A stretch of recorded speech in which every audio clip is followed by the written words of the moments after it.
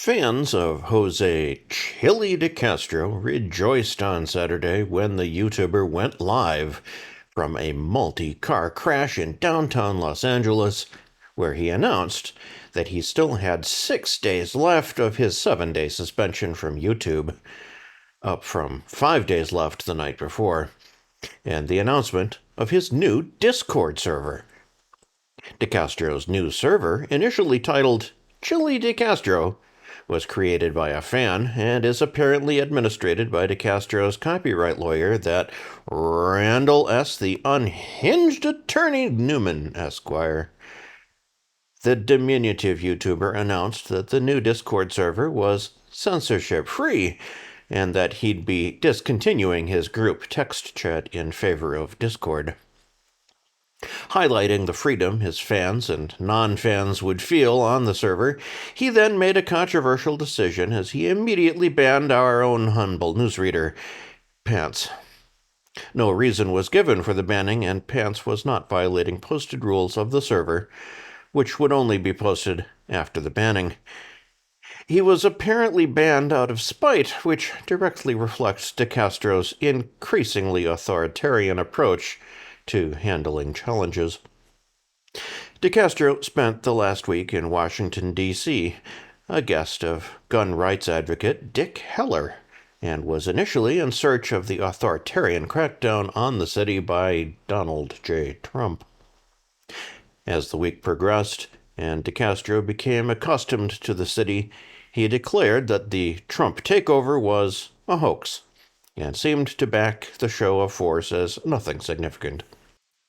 De Castro also began to express his disbelief that citizens of the nation's capital expressed concern about being filmed in public, falling back on his old standard line of, "I can film anything I can see in public."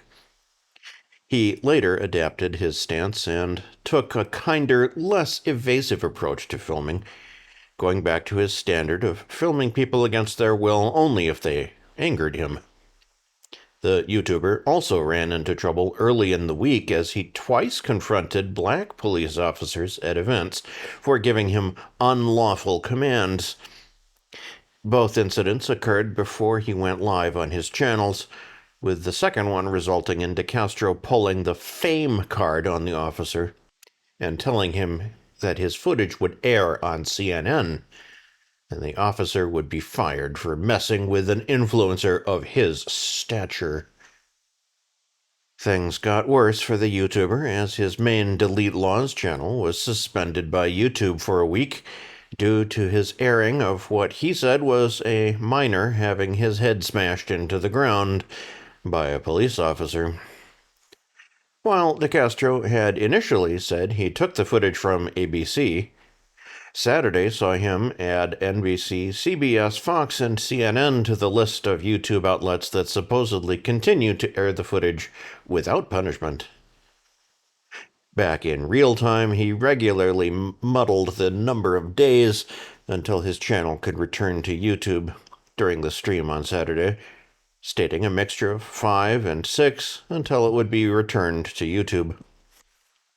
His fans also noted that he briefly allowed his dog Charlie to run untethered through a massive car crash with 4 to 5 vehicles involved and massive amounts of shards of glass and metal on the scene.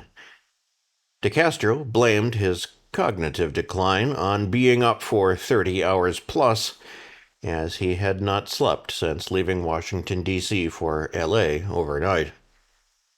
He would later fail at ending his stream, returning in front of a green screen at his studio, bemoaning his raw dog look as he was unable to touch up his appearance before continuing the live.